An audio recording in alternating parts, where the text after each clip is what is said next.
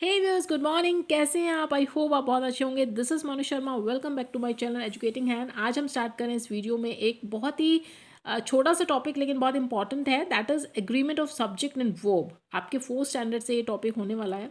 इस वीडियो में हम ये समझेंगे कि सब्जेक्ट और वर्ब का क्या एग्रीमेंट है, ये एग्रीमेंट का क्या चक्कर क्या है, ये एक्चुअली क्या है आपको पता है। ये हमारा जो सब्जेक्ट है व्यूअर्स, वो सब्जेक्ट वर्ब एंड ऑब्जेक्ट से मिलकर बनता है। इसका मतलब अगर आपको अपना सेंटेंस कंप्लीट करना है, अगर ऑब्जेक्ट नहीं है तो सब्जेक्ट और वर्ब तो उस सेंटेंस में होना ही चाहिए। अब क्योंकि इन दोनों का एक सेंटेंस में होना है तो कहीं ना कहीं इनका एग्रीमेंट भी होना बहुत ज़रूरी है। और उसी एग्रीमेंट को यहाँ पे हम समझेंगे कि वो कैसा एग्रीमेंट है।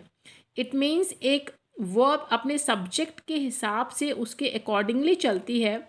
कहने का मतलब ये है कि अगर आप अपने सेंटेंस को देखें, वहाँ पर आपका सेंटेंस अगर सिंगुलर है तो आप उस सेंटेंस में यूज़ की जाने वाली वर्ब को सिंगल रखेंगे, और अगर आपका सब्जेक्ट प्लूरल है तो आप उसे प्लूरल वर्ब को वहाँ पर रखेंगे। सिंगल आपको पता ही है, कितने टॉपिक्स हम कर चुके हैं, अब तो आपको क्लियर हो गया होगा। अगर आपकी जो सब्जेक्ट है वो सिंगुलर है, it means he, she, it, या कोई सिंगल पर्सन का नेम है जैसे मीना, रीना। अगर इस तरीके से आपका सब्जेक्ट है तो आप वहाँ पर यूज़ होने वाली वर्ब को भी सिंगल रखें। और अगर आपका सब्जेक्ट प्लूरल है, यानी आई, वी, यू, दे, या मोर देन वन पर्सन के अगर आपको नेम्स वहाँ पे गिवन है, तो आप वहाँ पे वर्ब को भी प्लूरल ही यूज़ करेंगे। क्लियर?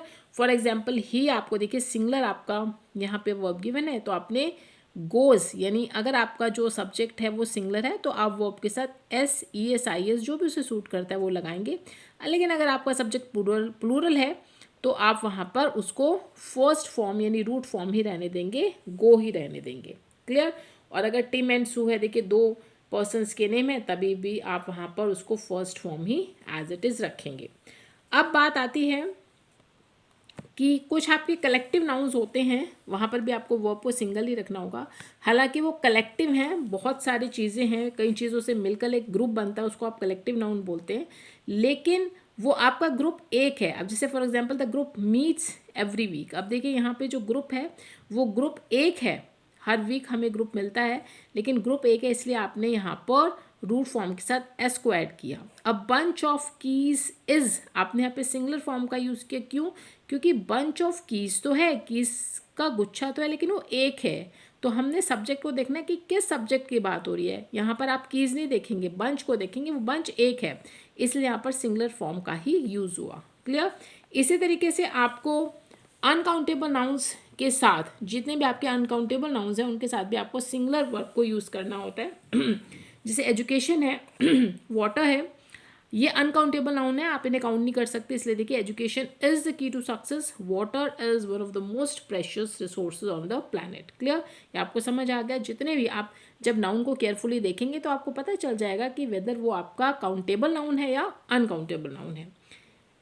सिमिलरली जो आपके nouns each, every, every one in words के साथ स्टार्ट होते हैं, इनके साथ आपका नाउन होता है, जिस भी सेंटेंस में आपको ये वर्ड्स मिल जाएं वहाँ पर आपको सिंगुलर वर्ब का ही यूज़ करना होता है। क्योंकि कहीं ना कहीं अगर आप ईच, एवरी, एवरी वन इस तरीके के वर्ड्स को यूज़ कर रहे हैं, इट मीन्स वहाँ पे किसी एक व्यक्ति, थिंग के बारे में बात हो रही है।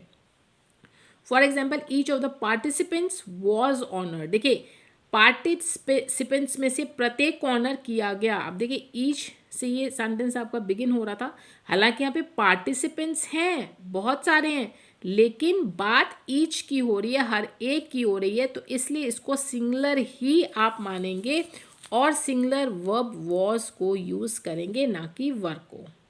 एवरीवन इज सेल्फिश, हर कोई सेल्फिश है, तो हर एक की बात हो रही है, सिंगुलर के लिए आप इन वर्ड्स को यूज़ करते हैं। दैट्स वाई यहाँ पे सिंगुलर वर्ब इज का यूज़ किया गया। क्लियर? तो ये थी आपकी एक छोटी सी इंट्रोडक्शन।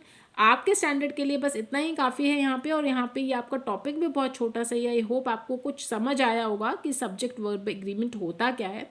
इसके ऊपर बेस्ड आपके इस चैप्टर में 2 एक्सरसाइज हैं, वो अपनी मैं नेक्स्ट वीडियो में आपको कराऊंगी। आपको तब बिल्कुल क्लियर हो जाएगा कि क्या सब्जेक्ट होता है, क्या वर्ब होती है, और हमें किस हिसाब से वर्ब को सब्जेक्ट के अकॉर्डिंग वहाँ पर फिल करना होता है। If you like my videos please like and share and don't forget to subscribe educating hand. मिलते हैं अपनी अगली वीडियो में, तब तक के लिए गुड बाय।